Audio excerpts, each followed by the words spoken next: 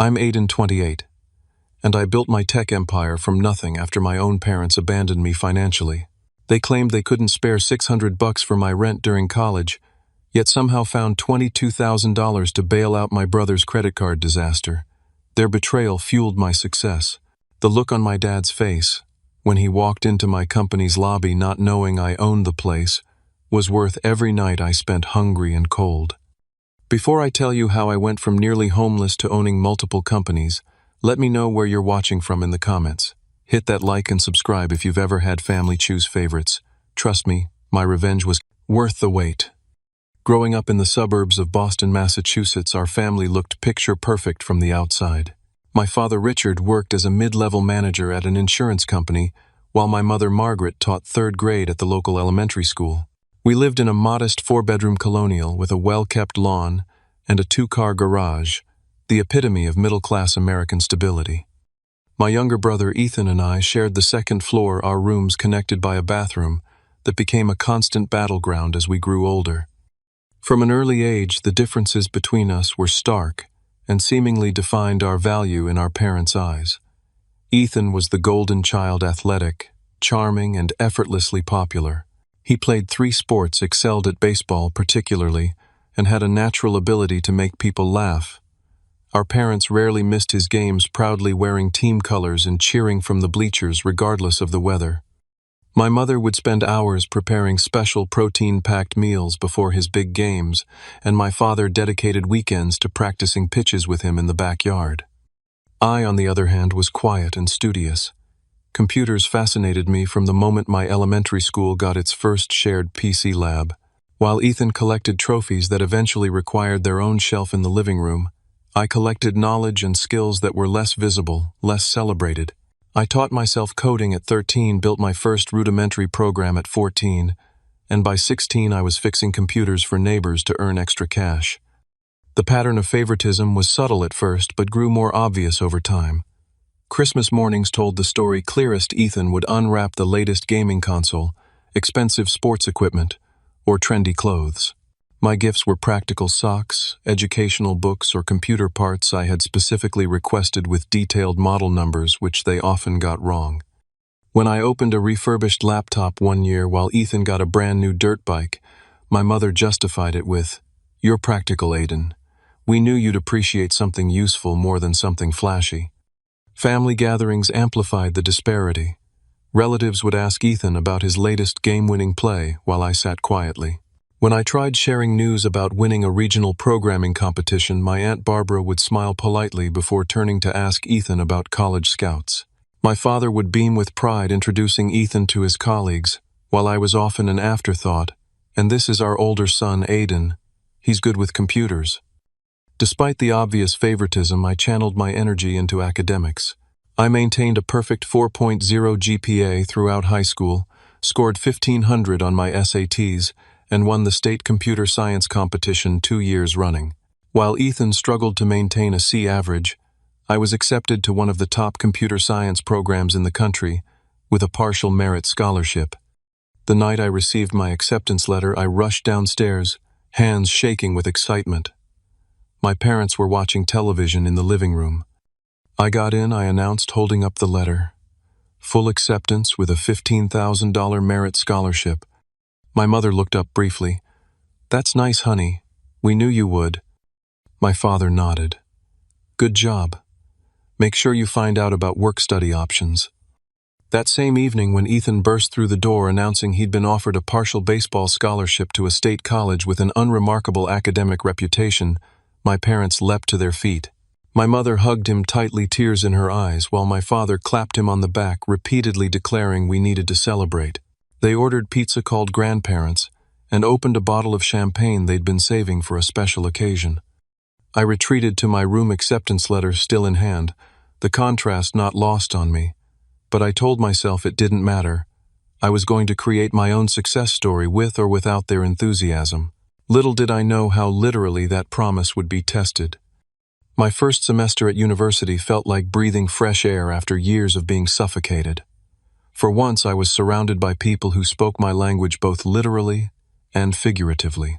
My roommate Jackson was a brilliant mathematics major who appreciated late-night discussions about algorithm efficiency. My professors recognized my abilities and challenged me accordingly. For the first time, I felt truly seen. I'd started college with cautious optimism about my financial situation. My scholarship covered about 60% of my tuition, and I'd saved nearly $8,000 from my high school computer repair business.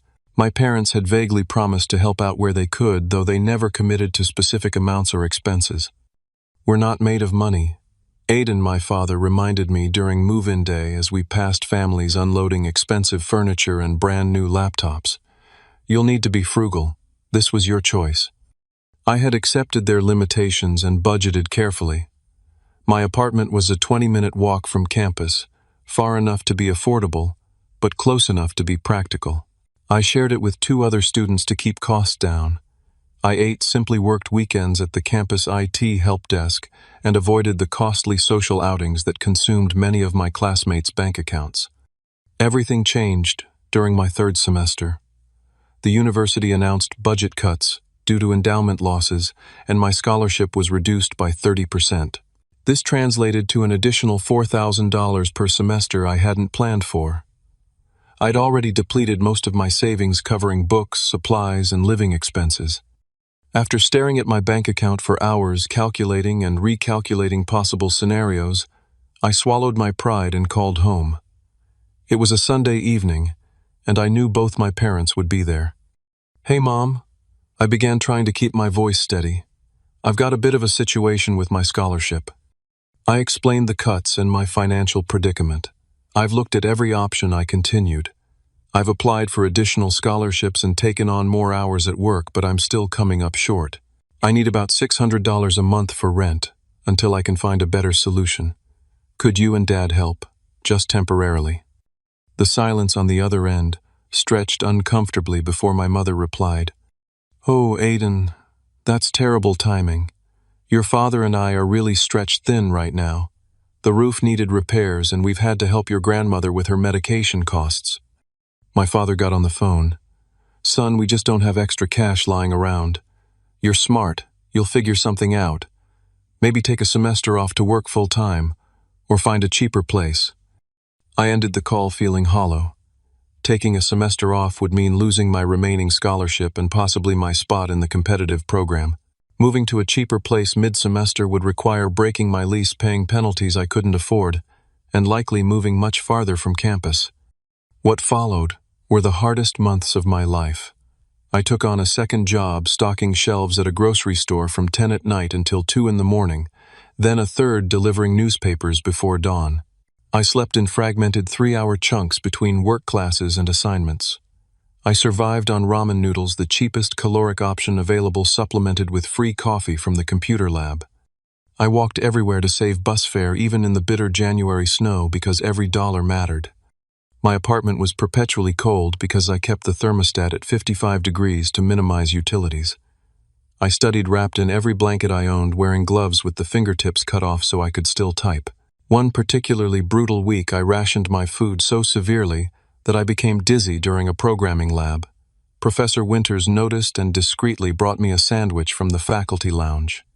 "You're one of my most promising students, Aiden," she said quietly, "but you look like you're about to collapse. Is everything all right?" I gave her a sanitized version of my situation, too proud to reveal the depth of my struggles. She listened carefully before suggesting I apply for the department's emergency grant program. That grant, $500, allowed me to eat properly for the remainder of the semester. Despite everything, I maintained my GPA and even developed a simple mobile app that earned me a few $100s in monthly revenue. It wasn't much, but it created a small buffer in my bank account for the first time in months. That Thanksgiving, exhausted but proud of my resilience, I drove my ancient Honda Civic back to Boston for the holiday weekend. The car barely made the journey, the heater failing 2 hours into the drive, forcing me to stop every hour to warm my hands at gas station microwaves. I arrived home to find a gleaming new Ford Mustang in our driveway. My brother emerged from the house as I was retrieving my duffel bag from my trunk. "Like it?" Ethan grinned, gesturing to the car. "Early graduation present from Mom and Dad." They got a great deal from Dad's friend at the dealership. I stared at the vehicle, its metallic paint reflecting the afternoon sun, trying to process how my parents could afford a $30,000 car while claiming they couldn't spare $600 a month to keep me housed. Something inside me cracked, but I forced a smile and congratulated my brother. It wasn't his fault our parents had such different standards for their sons. That weekend, I noticed other signs of financial comfort that contradicted my parents' claims of being stretched thin. New furniture in the living room, my mother's new tablet, golf clubs propped in the corner of the garage. Each observation was another small cut to my already wounded trust. By my senior year, I had achieved a fragile stability. My app was generating enough revenue to cover basic necessities, and I'd secured a prestigious internship that paid well and promised excellent references for future job searches. I was exhausted, but managing, and the finish line was finally in sight. I had largely accepted my parents' inability or unwillingness to help me financially, filing it away as a painful reality, but not one I could change. Christmas break arrived with a heavy snowstorm that nearly prevented my drive home. The thought wasn't entirely unwelcome. Part of me would have preferred staying in my apartment coding in peaceful solitude, rather than navigating the emotional minefield of family gatherings. But some stubborn part of me still craved that normal family Christmas experience, still hoped for genuine connection with the people who had raised me. The house was decked in holiday decorations when I arrived, a fire crackling in the fireplace, and the scent of my mother's sugar cookies filling the air. Ethan had arrived the day before, having dropped out of college. After 3 unsuccessful years despite his scholarship, he was finding himself, which seemed to involve sleeping until noon, and playing video games for hours on end. My parents appeared to accept this phase with patient indulgence. My first night home, I woke around midnight, thirsty after the long drive. As I approached the kitchen, I heard my parents' voices in heated discussion. I paused in the hallway, not intending to eavesdrop, until I heard my name. "We can't tell Aiden about this," my mother was saying. "You know how he gets about money, always keeping track of every penny. He'd never understand." "I don't like hiding things from him," my father replied. "But you're right. He's always been so independent, so responsible. Ethan needs this help more than Aiden ever has." $22,000, Richard. It's a fortune. If we hadn't taken that equity line on the house. I froze, my body suddenly cold despite the house's warmth. The credit card companies were threatening legal action, Margaret. What choice did we have? Ethan made mistakes, but he deserves a fresh start. The financial counselor said clearing his debt was the only way forward. I know. I just hope we did the right thing. I retreated silently to my room. My thirst, forgotten as a different kind of hunger, consumed me, the need for answers, for justification, for some explanation that could make sense of this revelation. $22,000. The sum reverberated in my mind as I lay sleepless. $22,000 would have covered my rent for 3 years. It would have prevented countless nights of hunger, cold, and exhaustion. It would have allowed me to focus on my studies instead of working until my body gave out. And my parents had it all along, or at least they had access to it through their home equity. The next morning, I sat at the breakfast table observing my family through new eyes. My mother bustled around making pancakes, Ethan's favorite. My father read the newspaper, occasionally commenting on headlines. Ethan scrolled through his phone, yawning dramatically. It was a scene of domestic normalcy that now felt like an elaborate facade. I waited until we were all seated, food served, before I spoke. "I heard something interesting last night." I began, my voice steadier than I felt. "Something about $22,000. The kitchen went silent. My father's newspaper lowered slowly. My mother's fork clattered against her plate. Ethan looked confused, glancing between our parents. "You weren't meant to hear that," my father finally said. "Clearly not. But I did. You paid off Ethan's credit card debt. $22,000 worth." My mother's expression hardened slightly. "Aiden, you don't understand the whole situation. Your brother made some mistakes, but he needs a fresh start. The debt was crushing him." "Crushing him," I repeated. While I was literally counting pennies for ramen, while I was working 3 jobs and still barely making rent, while I was walking miles in snow because I couldn't afford bus fare. "That's different," my father interjected. "You've always been responsible. You've always figured things out. So, I'm punished for being responsible. Ethan racks up massive debt on frivolous purchases, and he gets a clean slate." My mother reached across the table. "Honey, you're the smart one. You've always been self-sufficient. We knew you'd be fine." "Fine." My voice cracked. I almost dropped out because I couldn't afford to live. "I've been hungry, cold, exhausted for years while you've been bailing Ethan out. And you had the audacity to tell me you were stretched thin when I asked for $600 a month. $600. Ethan shifted uncomfortably. "Dude, I didn't know you were struggling that bad." "Of course you didn't. No one in this family has ever bothered to ask." I pushed back from the table. "I'm not hungry anymore." The remainder of Christmas break was tense and stilted. My parents attempted weak justifications that only deepened my sense of betrayal. "We thought you'd refuse help anyway. You seem to be managing. Your brother isn't as capable as you are." Each excuse was another twist of the knife. The breaking point came 3 days before I was due to return to campus. We were watching television in strained silence when Ethan casually mentioned his plans for spring break. "Mom and Dad are helping me book that Europe trip we talked about," he said, scrolling through his phone. "Paris, Rome, Barcelona. Gonna be epic." I looked at my parents, who had the decency to appear uncomfortable but didn't contradict him. Something final snapped inside me. I stood without a word and went upstairs to pack my things. As I threw clothes into my duffel bag, I made a decision that would alter the course of my life. I would finish my degree relying on no one but myself, and then I would disappear from their lives as completely as they had disappeared from mine when I needed them most. I left before dawn the next morning, leaving only a brief note. "Going back early. Need to prepare for final semester."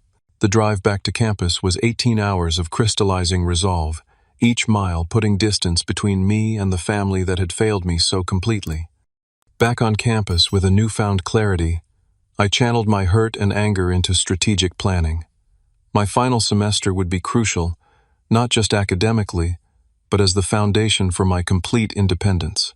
I needed a job that would support me immediately after graduation, one that wouldn't tie me to a specific location or make me easily findable.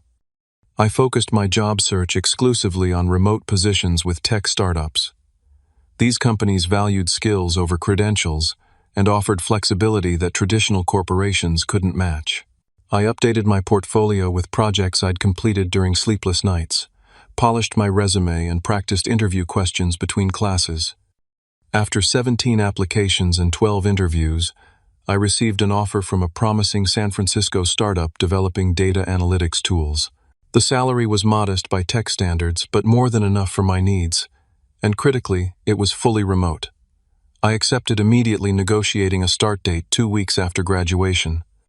I told no one about my plans, not my roommates, not my professors, not the few friends I'd made during my time at university. I knew that maintaining connections meant potential leaks of information back to my family.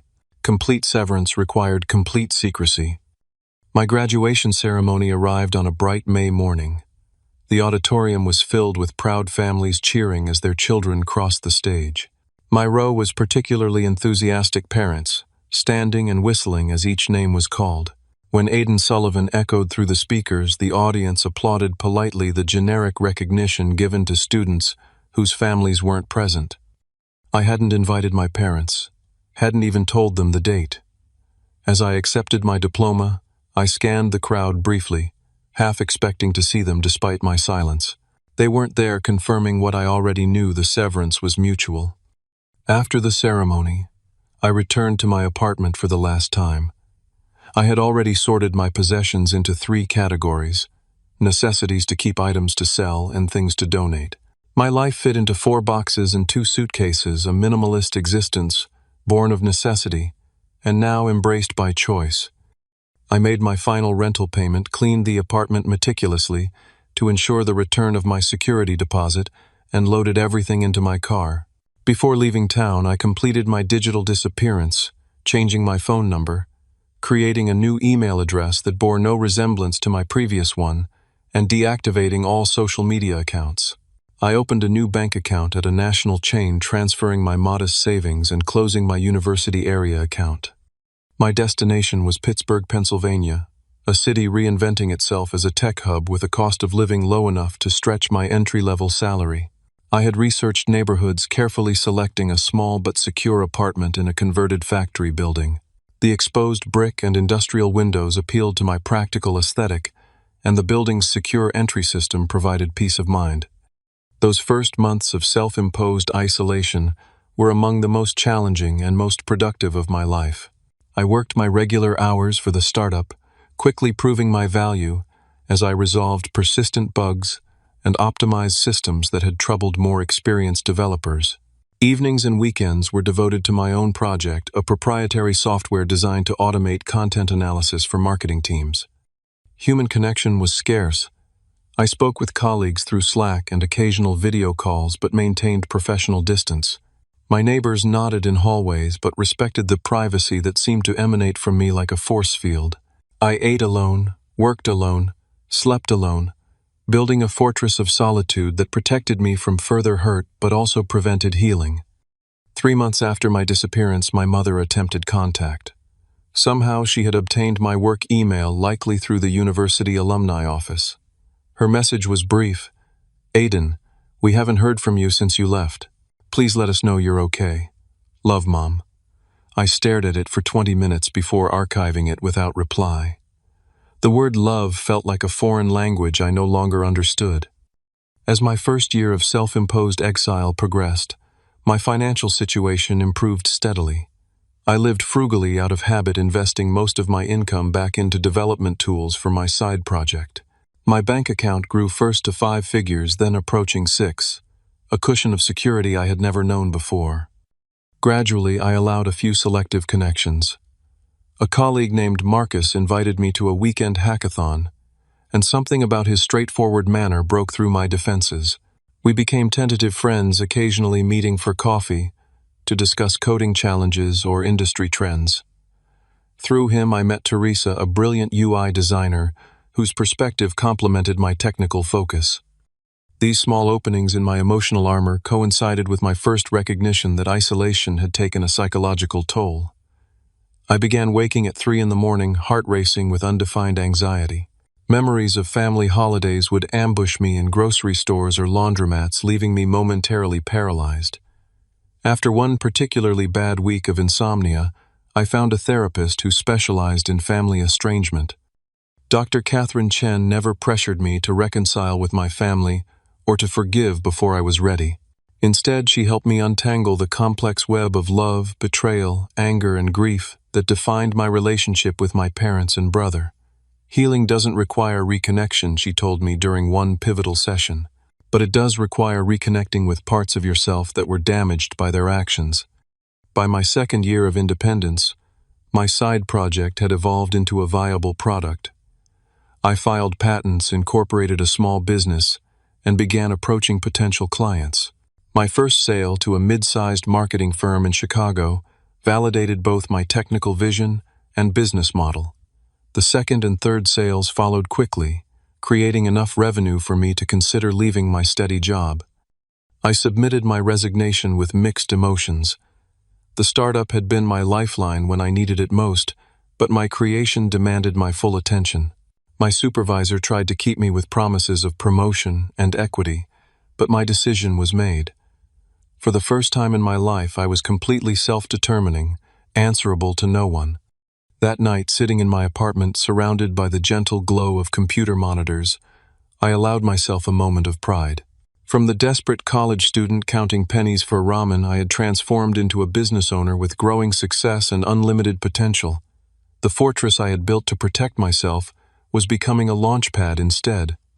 2 years after graduation, with my first company generating stable revenue, I made the decision to expand operations.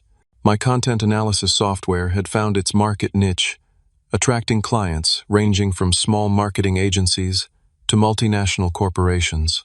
Working from my Pittsburgh apartment had served me well during the bootstrap phase, but to truly scale, I needed a proper office and a team.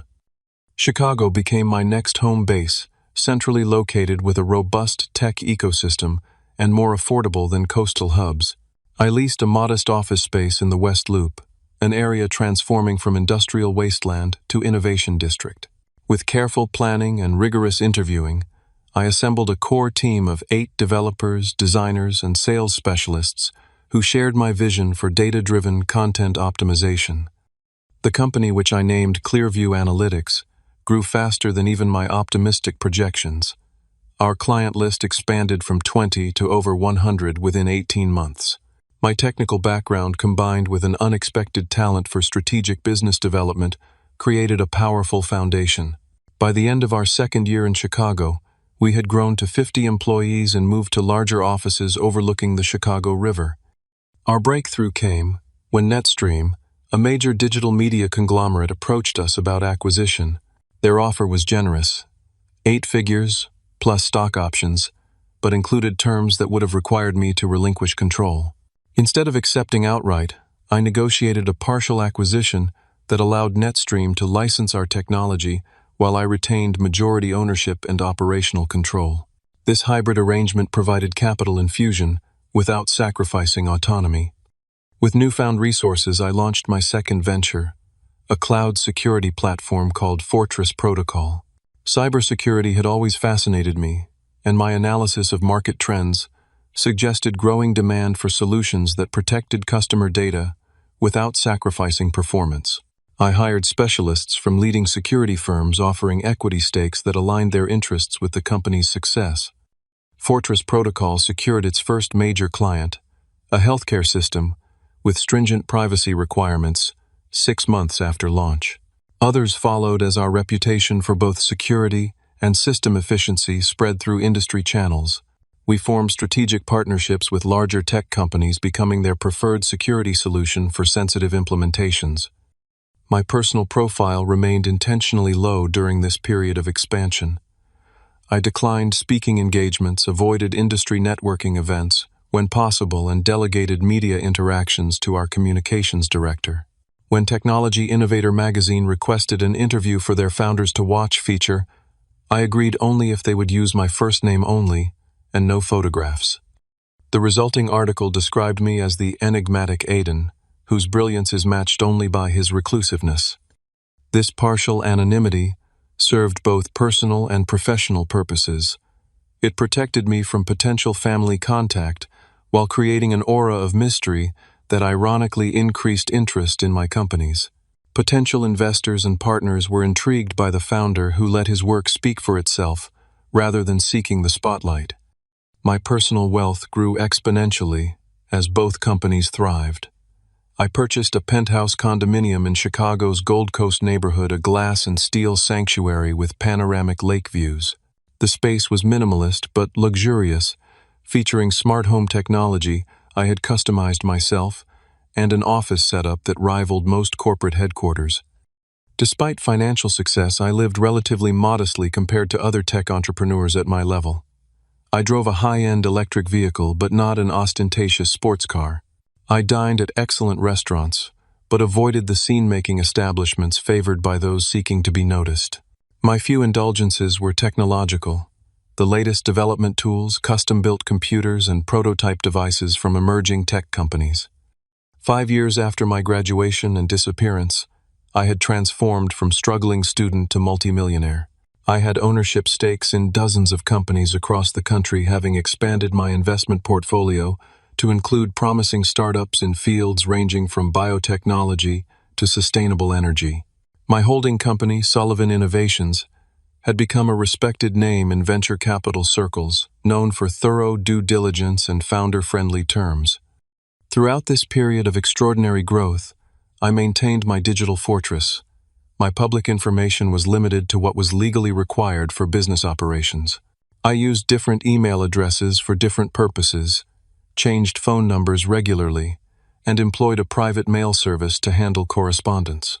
I had no active social media presence under my real name and used secure messaging platforms for all sensitive communications.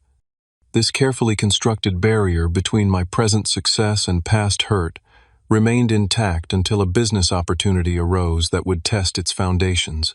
A mid-sized IT services company based in my hometown of Boston was struggling financially despite solid technical offerings.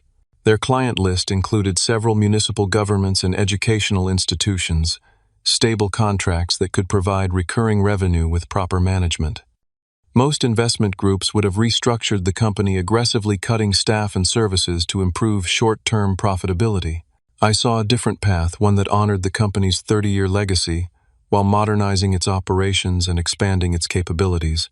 I made an offer through Sullivan Innovations, deliberately maintaining the existing company name, Bradford Technology Services, and retaining most staff.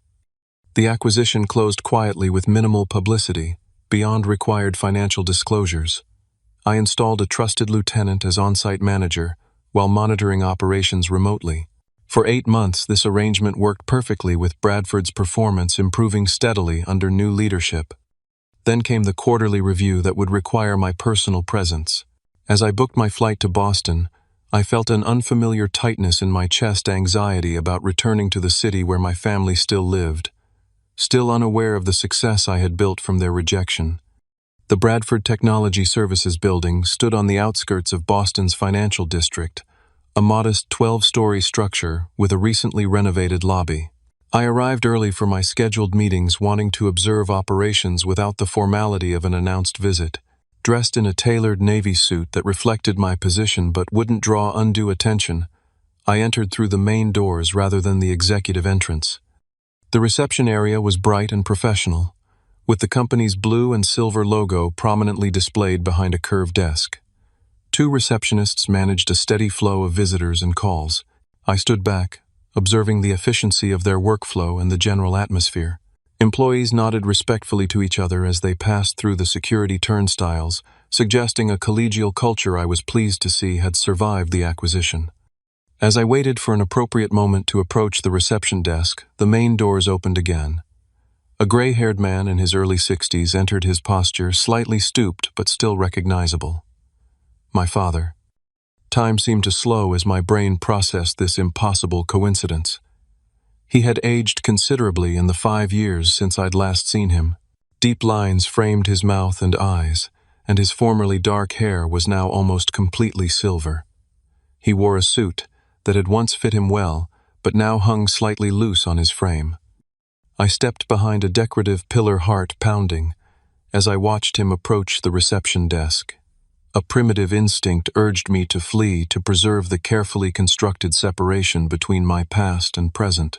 But a stronger impulse kept me rooted in place, the need to understand why he was here in this building on this particular morning. "Good morning," he said to the younger receptionist. "I'm hoping you might be able to help me with something." "Of course, sir. How can I assist you today?" Her voice was professionally pleasant. "I'm looking for information about someone who might work here. My son, Aiden Sullivan. I've been trying to locate him for some time." The receptionist's expression remained neutral. "Let me check our directory, sir." "Sullivan, you said?" "Yes, Aiden Sullivan. He would be around 28 now. Computer science background." She typed briefly on her keyboard. "I'm not seeing anyone by that name in our current employee database. Let me check with human resources to be certain. May I ask your name, sir?" "Richard Sullivan. I'm his father." She picked up her phone and dialed an internal extension. "Hi, Melissa. I have a gentleman at reception looking for an employee named Aiden Sullivan. Yes, I checked the main directory. His father, Richard Sullivan. Yes, I'll hold." As the receptionist waited on hold, I made my decision. 5 years of silence had created a barrier that felt impenetrable, but seeing my father, older, smaller, somehow awakened something unexpected. Not forgiveness, not yet, but curiosity. Why now? Why here? I stepped forward, emerging from behind the pillar. "That won't be necessary," I said to the receptionist, who looked up in surprise. "I can handle this." My father turned at the sound of my voice, his expression shifting from confusion to shock as recognition dawned. "Aiden." His voice cracked slightly. "Is that really you?" We stood facing each other in the lobby, where neither of us had expected to meet. I was acutely aware of how much had changed, not just his aging, but my transformation. I stood taller now, carried myself with the confidence of success, rather than the defensive posture of someone expecting disappointment. "Hello, Dad," I said, my voice steadier than I felt. "This is unexpected." He seemed unable to form words for a moment, his eyes taking in my appearance, the quality of my suit, my composed demeanor. "I've been looking for you," he finally managed. "For years. You just disappeared." "I did," I acknowledged. "That was intentional." The receptionist was watching our exchange with professional discretion but obvious curiosity. "Would you like to use one of the conference rooms, Mr. Sullivan?" she asked, clearly addressing me rather than my father. My father's eyes widened slightly at this deference. "Mr. Sullivan." "That would be helpful, Janice. Thank you." I gestured toward a small meeting room off the lobby. "Shall we?" My father followed me wordlessly into the room. Once the door closed behind us, he seemed to deflate slightly, sinking into one of the chairs around the polished table. "I found you through that technology magazine," he said without preamble. "The article only used your first name, but there was mention of your college and graduation year. I've been tracking down leads ever since." I remained standing, maintaining the subtle power dynamic. "And now you've found me. Why?" "Because you're my son." He stated it as if it were the most obvious thing in the world. "Because your mother cries on your birthday every year. Because Ethan asks about you constantly." I raised an eyebrow at this last claim. Does he? The brother who never noticed I was struggling, who took and took while I went without. He knows now. We all do. My father ran a hand through his thinning hair. "Ethan's life fell apart after you left. The car got repossessed. He couldn't hold a job. The money we gave him, it didn't help in the end. It just delayed the inevitable." "And that's supposed to make me feel better?" I asked quietly. "Number, it's just the truth." He looked up at me. "You seem to be doing well. Very well." I allowed myself a small, tight smile. "I am. No thanks to the support I didn't receive." My father glanced around the conference room, its expensive furnishings and technology, suggesting corporate success. "So you work here. You've done well for yourself in IT."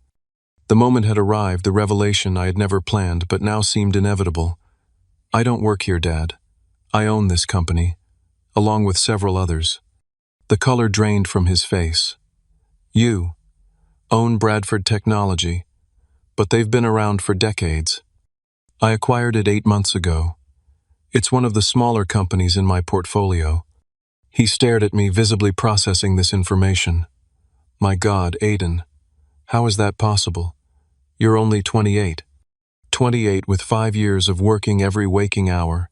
5 years of building something while expecting nothing from anyone else." I finally sat down across from him. 5 years of complete self-reliance, the skill you and Mom inadvertently taught me when you decided I wasn't worth supporting. My father flinched. "We made mistakes. Terrible mistakes that we've regretted every day since you left." "Regret doesn't change the past," I said. "It doesn't erase the nights I went hungry or the winters I spent cold. It doesn't undo the favoritism or the lies about being stretched thin while you found $22,000 for Ethan." "No, it doesn't," he agreed, his voice barely audible. "Nothing can change that. But family is still family, Aiden. We want to make amends. We want you back in our lives." I studied him for a long moment, noting the tremble in his hands, the genuine pain in his eyes. Part of me, the wounded college student who had been abandoned when he needed help, most wanted to dismiss him coldly, to have security escort him from the building. It would be a fitting symmetry to the rejection I had experienced. But the man I had become recognized that such an action would only continue the cycle of hurt. It wouldn't heal anything, not for him and certainly not for me. "I need to get to my meetings," I said finally. "I'm here to review quarterly operations." Hope flickered briefly in his eyes. "Could we talk later, maybe dinner? Your mother would?" "Not today," I interrupted. "I'm not ready for that. I need time to process this." He nodded, accepting this boundary. "Can I give you my number? A way to reach me, when if you're ready?" I hesitated, then took out my phone and created a new contact. He recited his number, which I noted had changed since I'd last known it. As we stood to leave, he made a motion as if to embrace me. then stopped himself, respecting the invisible barrier between us. "You look good, son," he said simply. "Successful, strong." "I am both of those things," I replied. "I made sure of it." I called the head of security from the conference room phone and asked him to escort my father out. As they left, I watched through the glass wall as my father walked away, his shoulders slightly more squared than when he had arrived, as if some burden had been fractionally lightened. I remained in the conference room alone, my carefully planned quarterly review forgotten, as I absorbed the seismic shift that had just occurred in my meticulously constructed life. In the weeks following the unexpected encounter with my father, I found myself in an unsettled state I hadn't experienced since my early days of independence. The satisfaction I had initially felt seeing my father's shock at my success, revealing my ownership of the company he had approached as a supplicant, faded quickly, leaving a hollow space I couldn't quite identify. My executive assistant noticed my distraction during meetings. My Chicago team commented on my unusual silence during video conferences. Even Marcus, who had become my closest friend, remarked on my altered demeanor when we met for our regular chess match at my penthouse. "You've been somewhere else for weeks," he observed, capturing my bishop with a precise move I should have anticipated. "Whatever it is, it's affecting your game, and knowing you probably your sleep too."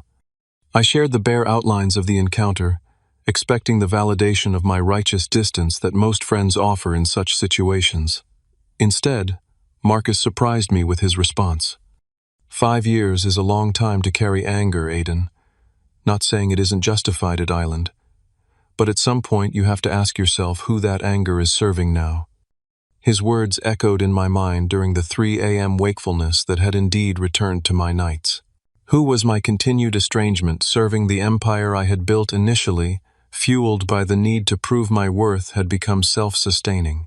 My success was undeniable, visible in concrete forms from corporate balance sheets to my penthouse view. The point had been made whether my family acknowledged it or not. During my next session with Dr. Franklin, who had replaced Dr. Chen when I moved to Chicago, I explored these conflicted feelings. "It sounds like you expected the confrontation to be more satisfying than it was," she observed. "Why do you think that is?" "Because nothing changed," I replied after consideration. "He's still the father who chose my brother over me. I'm still the son who had to fend for himself. All my success doesn't alter that fundamental betrayal." "True," she agreed. "But perhaps what needs to change isn't the past, but how you carry it forward." 2 days later, a letter arrived at my private mail service, handwritten on heavy stationery, my name and the address of my holding company carefully printed on the envelope. My father had found a way to reach me again. I almost discarded it unopened, but found myself breaking the seal, instead extracting 3 densely written pages. "Dear Aiden ****. I've started this letter a dozen times since seeing you at Bradford Technologies. Each attempt felt inadequate to address the magnitude of our failures as your parents and the depth of hurt we caused. Let me begin with the clearest truth. We were wrong. Fundamentally, inexcusably wrong in how we treated you compared to your brother. There is no justification that makes it acceptable, no explanation that undoes the harm. We told ourselves stories that seemed to make sense at the time, that you were self-sufficient, that you didn't need our help the way Ethan did, that your intelligence would ensure your success regardless of obstacles. These were comfortable fictions that allowed us to direct our resources toward your brother without confronting our own favoritism. When you asked for help with rent, we had the means to assist you. We chose not to. When we paid off Ethan's debt, we had the opportunity to reflect on our disparate treatment of our sons. We chose not to. These were active choices that reflected deeply flawed priorities, not the financial limitations we claimed. Seeing you at Bradford successful beyond anything we could have imagined, I felt immense pride alongside crushing shame. Pride in what you've accomplished through your own brilliance and determination. Shame in knowing we contributed nothing to that success, except perhaps the adversity that fueled your drive. Your mother and I have spent 5 years reflecting on our failures. Ethan, too, has come to recognize the inequity of his privileged position in our family. His subsequent struggles, which I mentioned during our meeting, are not shared to engender sympathy, but to illustrate that our approach failed both our sons in different ways. Asterisk. We don't expect forgiveness. We haven't earned it. But we hope for the possibility of building something new, not a restoration of what was, which was fundamentally flawed, but perhaps a more honest relationship based on who we all are now. Asterisk. If you're willing, we would welcome any form of contact you might consider. A call, an email, another meeting on your terms and timeline. Asterisk. With deepest regret and enduring love, asterisk, Dad. I read the letter 3 times, searching for the defensive justifications or subtle manipulations I expected. Finding none, I was left with the uncomfortable recognition of its apparent sincerity. My curiosity about my family's current circumstances led me to do something I had avoided for 5 years. I researched them. Through public records and social media, I pieced together the outline of their lives since my departure. My parents still lived in the same house, though property records showed they had refinanced twice, suggesting financial strain. My father had retired earlier than planned from his insurance company position. My mother continued teaching but had reduced to part-time hours. Ethan's digital footprint showed a series of short-term jobs, a brief marriage that ended in divorce, and a recent return to community college. Their apparent financial struggles triggered a complex emotion I hadn't anticipated: concern. Despite everything, some primal connection remained, some vestigial sense of family that 5 years of determined independence hadn't completely severed. After 2 weeks of deliberation, I sent a brief email to the address my father had included in his letter, suggesting coffee at a neutral location, a cafe near the Boston Public Garden. I specified a time 3 weeks in the future, giving myself the option to reconsider. The morning of our scheduled meeting, I dressed carefully in casual clothes rather than my usual business attire: jeans and a sweater that revealed nothing about my financial status. I arrived early, selecting a corner table that offered privacy while allowing me to observe the entrance. My parents arrived together 5 minutes before the appointed time. They moved more slowly than I remembered, my mother leaning slightly on my father's arm as they navigated between tables. They hadn't seen me yet, and I had a moment to observe them unnoticed. The additional gray in my mother's hair, the reading glasses hanging from a chain around her neck, the careful way my father scanned the room. When our eyes met, my mother's hand flew to her mouth, tears immediately welling. My father gently guided her forward, his own expression a mixture of hope and trepidation. The conversation that followed was unlike any we had ever had: raw, honest, painful, but ultimately productive. They acknowledged the favoritism that had defined our family dynamic, offered no excuses for their failures, and expressed genuine remorse that seemed to go beyond guilt to true understanding of the harm caused.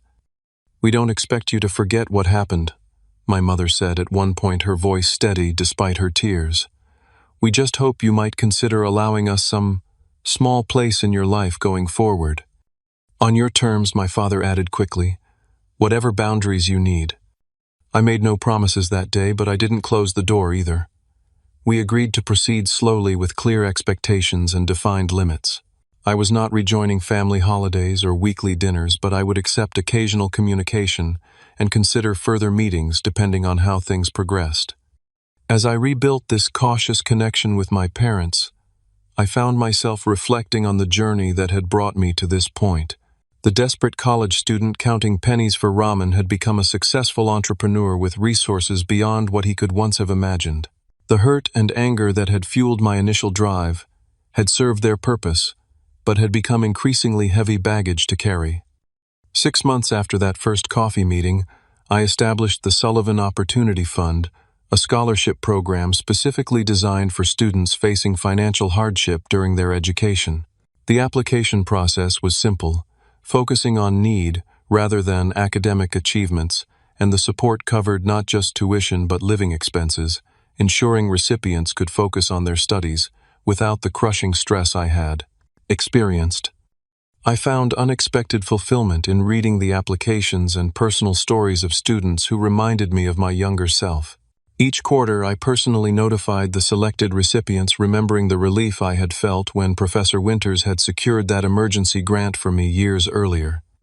My relationship with my family continued to evolve cautiously. We established a monthly video call, structured and time-limited at first, gradually becoming more natural. I met with Ethan separately, finding him humbled by his experiences and genuinely regretful of his role in our family's dysfunction. I was oblivious, he admitted during our first meeting.